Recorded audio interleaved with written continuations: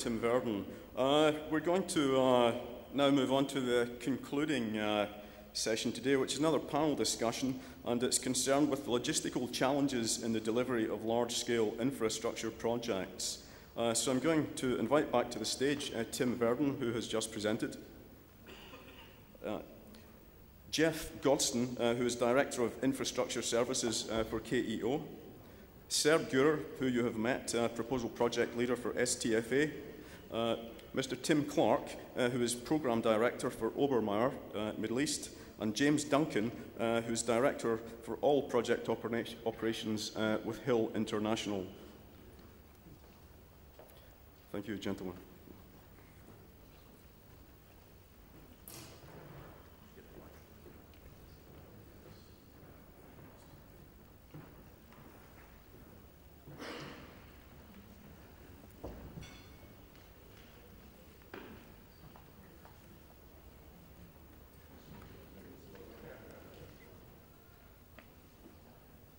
Okay, thank you, gentlemen. We have three new faces on the panel. I'll give you a little bit of background about each of those individuals. The first is Tim Clark, who's Programme Director for Obermeyer Middle East. Tim's background spans architecture, engineering and education, and he has qualifications in all of these disciplines, as well as in arbitration. He has worked in the public, private and academic sectors and has broad experience of practices in the UK, Germany, US, China and Cameroon. He took on a variety of international work in Africa, Germany and the US before coming into the rail sector with Atkins, initially in the UK, then in Dubai.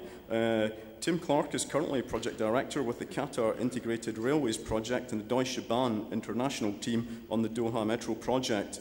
He is responsible for providing technical and design support to the Doha Metro project for QRail, and he was previously Director of Architecture for the construction support team responsible for the implementation of the Dubai Metro Red Line. Moving on to Jeffrey Gosden, Director of Infrastructure Services, KEO Qatar. Jeffrey has been the Director of Infrastructure Services at KEO Qatar since 2008. He's a chartered engineer with more than 30 years' experience in civil engineering in Australia, India, Scotland, Bulgaria and in the Middle East. He has broad civil engineering experience with particular expertise in the management of multidisciplinary infrastructure development projects. He also has experience in project management, design, supervision and contract management of all types of infrastructure projects, including residential developments, roads and highways, water transmission pipelines, water and sewage pumping stations, water reticulation, wastewater and water treatment plants, and industrial development and marine projects. And finally, Mr. James Duncan, who is Operations Director and Country Manager for Hill International Doha. James Duncan is a highly experienced project and development management professional with over 31 years in the industry, spent in major projects worldwide and in particular the Middle East. As I said, he's currently country manager for Hill International, who are undertaking the PMC for the Qatar Rail Green Line. James has undertaken major roles at the most senior level for both clients and consultants during his career. He was previously Group Head of Projects and Development for Eurotunnel plc, who constructed the Channel Tunnel between the UK and France. He is familiar with the challenges of major infrastructure projects and their associated developments. So without further ado, I'll move on to the questions. There's a slight change in format. We're running slightly late at the moment, so rather than asking questions individually of each panel member, I will address one panel member with a specific question, and the others can be invited to comment. So starting off, the first question is, the new Doha International Airport is running behind schedule, and the new Doha port will not open until 2016. Several newer and larger major infrastructure projects are to be executed concurrently. Do you feel that enough is being done to address logistical issues and social impacts? And I'd like to put this question to Jeffrey Godson of KEO. Thanks. The question of whether enough is being done is probably, there's never enough being done when you've got such a major expansion happening. I was pleased to hear from previously that the British Council is starting to do something about education and the expansion of that. We've had major problems getting some people accepting positions here because the American school is full, got a great waiting list, and you can't get people in, so people don't want to come. And there's going to be a great shortage of engineers that are required to deliver these major projects. So I think that a lot more needs to be done on education and providing the education facilities for the importation. We also have problems in getting staff. There's restrictions on certain nationalities in bringing, and so we're missing out on a lot of highly skilled engineers because they're of the wrong nationality. So I think some of those issues need to be addressed. Okay, thank you, Jeff. Can I ask James, would you like to comment, please? Yeah, I would agree with Jeff. I think many of our organisations share the same problems and issues, particularly as we're recruiting in a very specialised sector, for example, the railways. We're talking about people with a lot of expertise. We're talking about people who require a lot of social infrastructure, and we're all fishing in a rather small pond. There's a lot going on at the same time. There's 5 railway lines. We're talking about increasing the population of Qatar by hundreds of thousands in a very short space of time. And this is going to create all sorts of social pressures, quite apart from the bricks and mortar logistical pressures of moving materials about. There are all the issues of moving the people about. Hundreds of thousands of labour moving on and off sites that are right in the centre of the city on a daily basis. So these are going to be big challenges, and it's going to take a lot of coordination between the various stakeholders to make sure that we don't bring the entire city to a grinding halt. Thank you, James. Now, can you pass the question to Tim Clark of Obermeyer? Yeah, pleasure to comment. I agree entirely. We've got a tremendously big demand for resources in a very limited world here, and I think the situation is analogous to how it is going to work in the morning, you know, along the road with all these competing cars for a very small bit of highway, and people are jumping in and breaking the rules and doing all sorts of things, and this tends to happen in a situation where that hasn't all been properly straightened out. And of course we are in the road infrastructure situation in a very restricted sort of situation because it's being improved. But in terms of logistic supply of personnel, I think there are a number of things to be done: housing, visa processing, and certainly the skill base, and possibly skill sharing that needs to go on, because there's some projects that have duplicated skills, several layers doing the same thing. Stakeholder management, for example, is being done in several different ways on highway and on rail projects here, and the coordination between those needs to be perhaps fast-tracked and streamlined a little bit. So it's really a matter of learning from that experience so far and quickly adapting the system. Thank you, Tim. Serb, would you like to comment on the same? Well, yes. I was living in Qatar 2 years ago, then I moved back to Istanbul, and when I came back here for this meeting, I realized that as traffic is getting congested day by day, in that 2 years, it's incredible. And I know that there are coming more projects, I mean, like the second and the third packages of the new Doha port and the metro stations and the lines as well. I understand the clients and the project managers are trying to keep the labor, the workforce needed for the projects as much as possible in the construction area, in the construction villages, but I mean, it's inevitable that in order to get those people into the social life that they need, they are going to be moving in and around in the city. So I'm afraid it's going to be more congested in the coming days. But I don't know if there's any kind of a measure to be taken, or it's considered by the state authorities about this one. I have no answer to that, but it's obviously a very pressing issue, which is not going to go away. And can I ask Tim Verdon, would you? I think we're all in the same boat, actually. Yeah. I'm trying to recruit 10 senior guys a month. I'm at 135, I'm trying to get up to 300. Some guys I've been looking for 2 years, and I haven't managed to attract them in 2 years, almost with unlimited salary, I've said, and I still can't find these guys to come here. So we've got some very specialist guys that we're trying to bring from around the world. The guys generally have got wives, they've got other jobs, so now I've had to change my profile down to single guys, or to guys that will fly in and out of Dubai, or to guys whose wives are happy in this environment. So it's certainly changed the profile of the people we're hiring, and that's not healthy for me, and it's not healthy for us as a company, but we've got no option. And I think the common theme here today is schooling. You know, I've had guys on waiting lists now for 2 years, unable to get their wives into school. There was an issue here with what's happening in the Middle East. When we have certain people ready to go, if there is a problem with a country, all those visas get cancelled as well. So when I think I've got a pipeline of guys coming in, something happens, all of a sudden those visas stop, and then I'm caught short again. So it's a hell of a challenge, I have to say, trying to bring in quality resources when you want them. I suspect that we may actually have covered the next question, which is, what are the main problems that you're encountering in putting together the right team in Qatar for major infrastructure projects?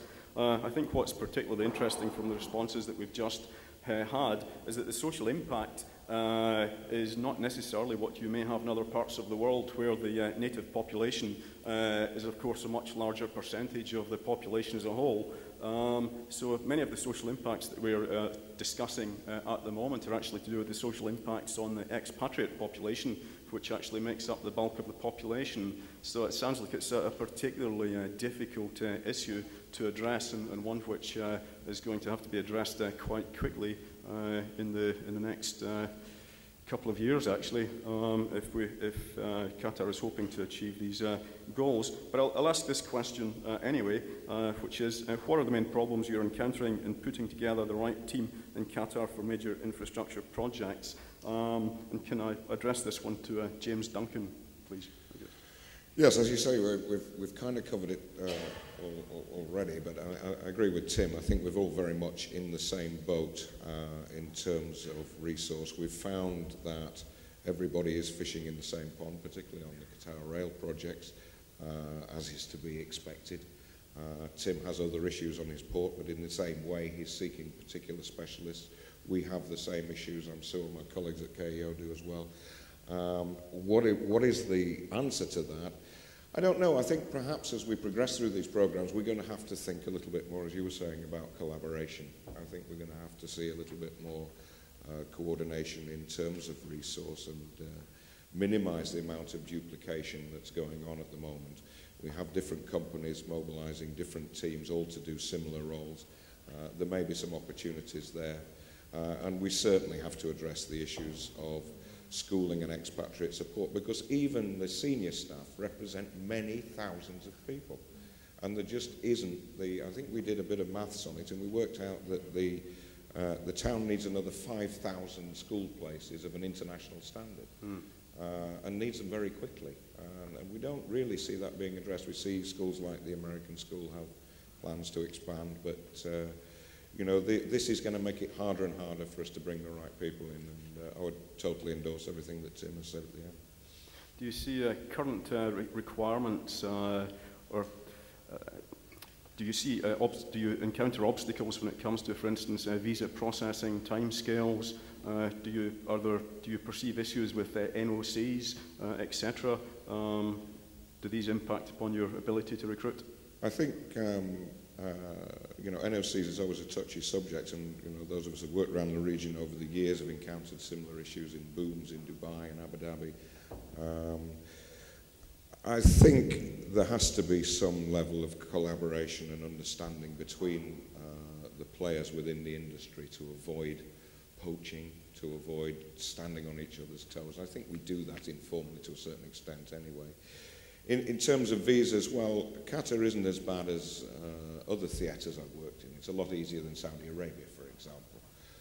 But we do, again, as I think it was Tim was saying, encounter some slightly shifting sands sometimes in terms of countries that may or may not be in and out of favour, and increasing and decreasing block visas and so on and so forth. I think that's something that we can share with the client stakeholders and that I dare say can be addressed. Okay, thank you, James. I think we've probably exhausted that particular issue.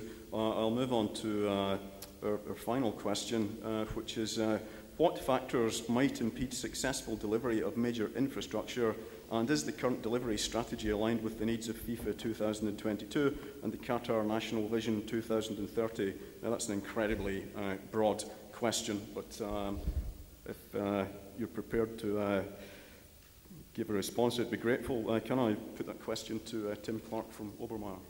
That was very kind of you. Thank you. My apologies. Quite handy having two Tims in the group, actually, but you missed the other one this time. I think the major challenge with infrastructure projects is the interfaces they have with the existing surroundings, and we did hear earlier from Tangram about the fact that we start with the past. We start with what's there already, and we need to somehow stitch in huge impact projects. I mean, you're lucky, Tim, because your port is at the edge of town and not in the middle of anything particularly, and you're even reclaiming land, which is great, and probably improving it. But on the metro, for example, and certainly in Dubai, our biggest issue was trying to stitch each station, each route into the locality in a way that provided convenient access for people to the infrastructure that was available.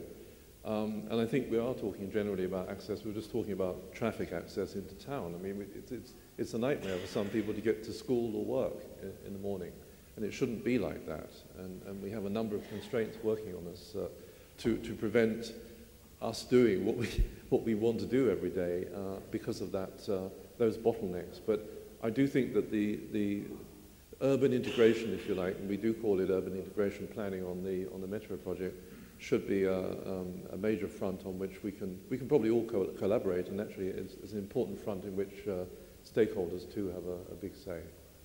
Okay. Thank you, Tim. Actually, there is one further question. First of all, would anyone like to add to what Tim has just said? For me, there's probably 5 factors here, actually, of impeding things. Firstly, I think it's the stakeholders. We've talked about that. And just getting everyone on the same page and stakeholder changes. And as designers and consultants, we often get lost in the design process. And it's taken us 3 years to get the design to a place where all the stakeholders are willing to sign off. So on things like stadiums, on the big facilities here, as soon as you go to the stakeholders and maintaining a program whilst trying to get their views, whilst trying to get the design right, we're all in danger of trying to get a perfect design. You'll never get a perfect design. You've just got to keep going with the process of procurement, tendering, wherever those changes come. Secondly, it's procurement. Once again, for those of us that lived through the Abu Dhabi Dubai boom, which started with lump sum and you get 50 bids and whatever, and eventually you ended up with 3 or 4 people coming to you, and eventually nobody would come to you. And eventually you had to sort of form frameworks and agreements. And if you were very unlucky, you just had to find a contractor and say, just come and work with me, we'll agree a profit and I'll pay whatever you need. And that's how it ended up in Abu Dhabi and Dubai once the boom really got going. And at the moment we have a rigorous procurement process. For me it's 6 to 9 months to buy anything. You just can't do that. Cut down that design, that procurement process, either with frameworks or partnerships, and don't get all the contractors fighting amongst each other. Try and get the work allocated in a better basis. Next, there's sort of resources. Once again, we've got resources at the moment, but things like MEP resources in this sort of environment dry up incredibly quickly. There's very few large MEP contractors here. Once 2 or 3 of them go by the wayside with big $1 billion project, that's the end of your MEP, and then it's building those, bringing those resources in, and then it's human capital as well. Have we got the human capital that can deliver? So there's 5 major things there that will impede and are impeding every day. And so it's not just about one area, it's about attacking all 5 of those across the board. Thank you, Tim. Serbil Ngura, would you like to add? Well, I would say, in fact, as Tim mentioned in his presentation, no port, no FIFA 2022, right? Because As far as I understood, the ships are in queue in Mesaid port and the ships are in queue in Doha port. So in order to have the aggregates, the rock material and any kind of imported material required for the construction, those facilities should be completed on time. And if they will be done on time, I don't think there will be kind of a bad impedance on the FIFA 2022 works. Thank you, sir. Still a very ambitious programme in terms of procurement of the stadium and the completion of the port. Jeff, would you? I agree with Tim and the comments he made, and in particular I think the integration planning between the projects which the Central Planning Office taking care of. For instance, on the metro, all the disposal is down on an area just south of the airport. You're going to then have the new port starting up, so you're going to have all these trucks facing with each other, and it may be things like you can backload the trucks and have a washing facility for trucks so you don't contaminate material and actually get some synergy between movements to reduce the amount of traffic on the road. You know, and the questions are there enough trucks in Qatar to deliver these projects? The actual logistics of the equipment that's going to be needed, is there sufficient in here? And if it's not, are we going to be able to get it delivered? I think they're major issues. There's monopoly of supply issues under specifications.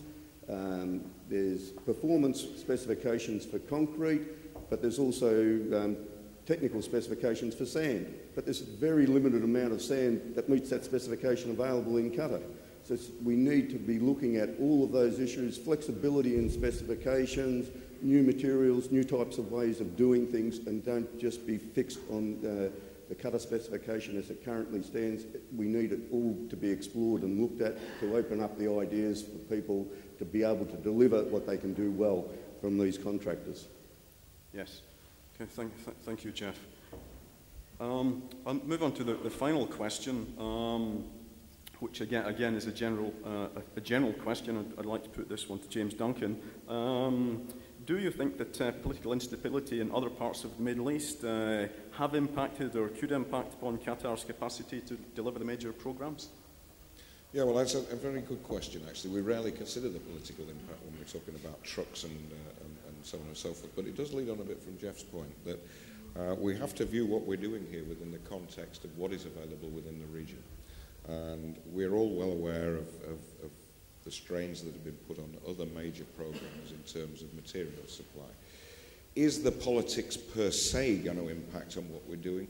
Probably not, but it may impact on our ability to source materials. For example, the major cement producers in the region, such as Egypt, the steel producers in the region, such as Turkey, our ability to be flexible in terms of where we're sourcing and procuring materials, which will, as you say, Jeff, have to be a lot more open if we're going to get all this done in the time frame available. It will limit people's options. I'm not worried that the tanks are going to come rolling across Saudi Arabia or anything like that, but I think it will have an indirect impact in terms of that. It also may have an impact in terms of human resource, in terms of people's ability to obtain visas. If your embassies are shut down, you can't process. I worked fairly recently in Syria, for example. We had terrible difficulties, and through the Egyptian revolution, processing people's visas and accreditations, attestations and things for other countries such as Saudi Arabia and so on and so forth. So it does create all these kind of issues which all slows the process down. So there may well be indirect impacts, yes. Thank you, James. That was a very good response. I must admit the issue is much broader than I had imagined, actually. Can I ask the same to you, Tim? Yeah. Tim Verdon, sorry. Really, it's, for me, it's been about the visas, like I said. Whenever we have a flare-up in a different country, it then becomes impossible. I used to work in Libya for a couple of years, and I had a great team of engineers, about 80 engineers there. And I've been trying to get some of those engineers across here, and it's almost been impossible, I have to say. And once again, with Syrian engineers, I've struggled with them. Just whenever there's something flaring up, all of a sudden there's a block on things, and everything comes to a halt. In general terms of resources, I don't think we've struggled in terms of any resources. coming from anything because of the Arab Spring. Okay, thank you. Jeff? Yeah, one of the things I think it does is for major companies is to consider the risk or force majeure on their contracts and what it does in terms of costing of their contracts, because you know, if there's an uprising in Iran and it spills over, then and you get a diplomatic call, get your people out of the country, there's no comeback on the insurance, and it's virtually impossible to insure for. And so there's major risks that are probably major companies would be considering and how they cost for that in their projects. So I think politically these issues are going to have a cost impact on the region. Okay, thanks, Jeff. And Tim Clark? Yeah, I agree entirely. It's going to be a cost impact, I think, above all, because the Arab Spring, so-called, or whatever's happening now, was an unbudgeted commitment, really, for Qatar, because Qatar is very generous and understanding of its Arab neighbours and has shared resources with them. And these resources are limited resources within the country. So we have possibly slowdown in cash flow.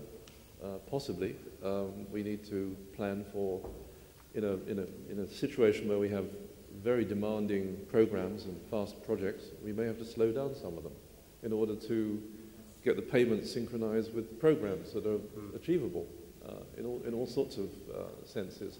So money, timing, and simultaneous procurement may all have an impact on reasonable pace of progress that we can make on all of these projects at once. And perhaps we need to revisit some of the plans we've got for the metro in one direction, port in another, the airport, all wanting to achieve the programs that they had in mind, but then with all these other competing labour and political funding aspects, there may be some other realistic considerations that need to modify those programs a little bit.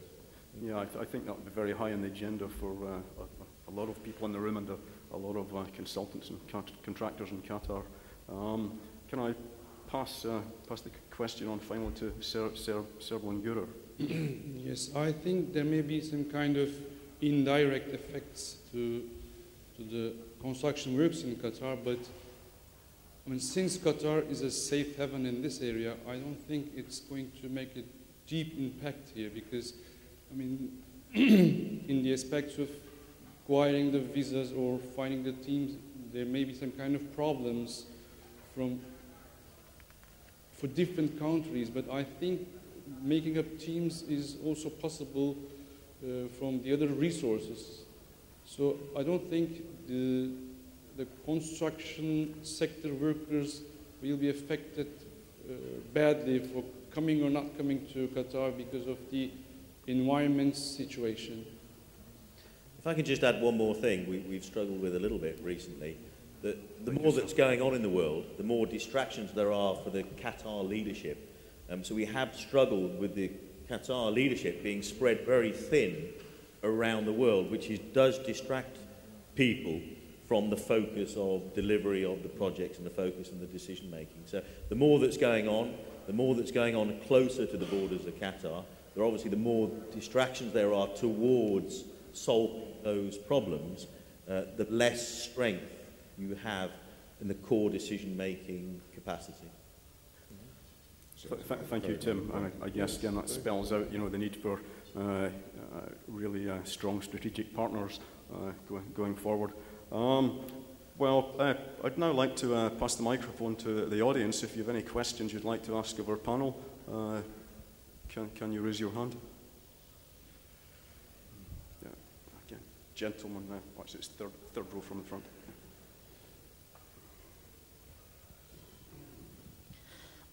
We know that the logistics is a major risk will be in the country.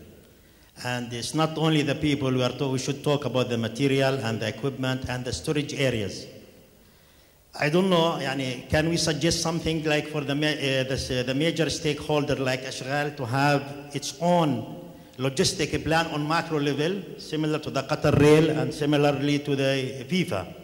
And somebody, a steering committee formed between all these entities just to look at the logistic from macro level, not small level.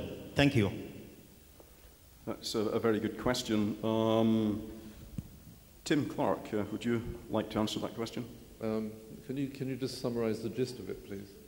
Well, I guess the gist of it is, with all of these different major infrastructure projects going on across different sectors, would it be a good idea, or is there a committee who is sitting centrally, who is overall coordinating authority for each of, to bring together all of those efforts and coordinate them? I think that's probably a task, another task that the Central Planning Office ought to be thinking about. And I know from internal experience that the metro project is getting a lot of attention on logistics and has developed model approaches for handling materials and transporting them, and it's a huge amount to move. That's a huge problem. But Central Planning Office certainly would have a role, but I think there should be a collaborating forum in which the projects, the larger projects, should be vigorously coordinating on logistics. I think that's done informally, such as events like this, but we do have a dire need, I think, to get airport, port, and metro and other projects, and transportation projects generally, sitting down together around the same table to think about shared, whatever it is, conveyor belts or trucks or holes in the ground that we have to fill up, and so that what you were seeking, Tim, that sort of place to put your excavation material could be achieved more instantly. Yes, I think that's a very important point. I think at the moment we have the Central Planning Office. I'm not sure it's got enough teeth at the moment. I know they're doing a lot of studies, and we heard earlier doing recommendations. Recommendations don't really help us. We need decision makers, and I think that's probably the gentleman's point. Yes. We need a decision-making body on logistics. And if I read, informally, I read that as the Supreme Council responsible for FIFA. And I think that's why it is called the Supreme Council, because it will govern the delivery of FIFA. How much of that logistics fits under them, I'm not quite sure, because I know they've got their own logistics people looking at that. And at the moment there seems to be a bit of a conflict with the CPO and the Supreme Council. And yes, there needs to be one body that says, we've got the horsepower, we'll make the decisions, you give us the recommendations and get going. And we certainly don't have that. And it's going to take a period of time before that flushes out who's got the real horsepower to make decisions and make things move. Okay. Thank you. Do we have any other questions?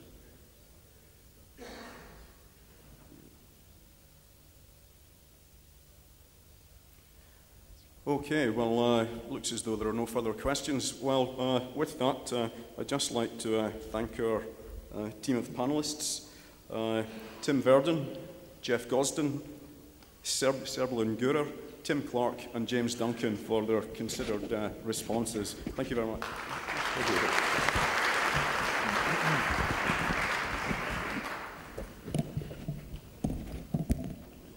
Okay, and I think on that note, actually, it's time to draw the proceedings to a close.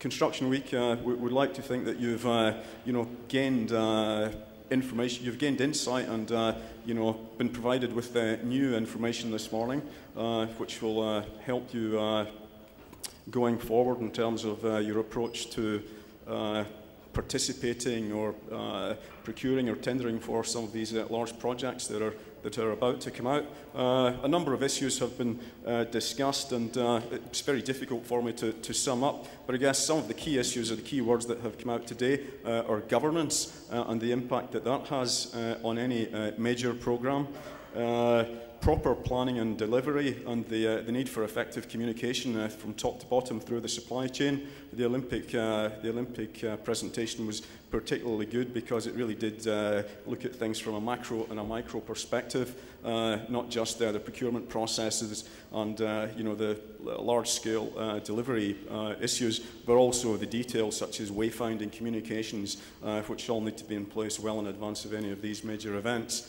A particular emphasis was also put on the need for stakeholder engagement and more dialogue both in terms of project teams, but also in terms of with local institutions, government bodies, and indeed stakeholders in the wider community. In terms of infrastructure and sustainable development, one of the themes that was really reinforced was the whole notion that ultimately, for the proper and prosperous development of any city, stakeholders that should not be left out are, of course, the citizens, the people themselves, because ultimately they are the ultimate stakeholders in any city. So with that today, I'd like to thank all of our contributors for giving a very holistic and well-rounded set of presentations, and wish you a good afternoon. Thank you.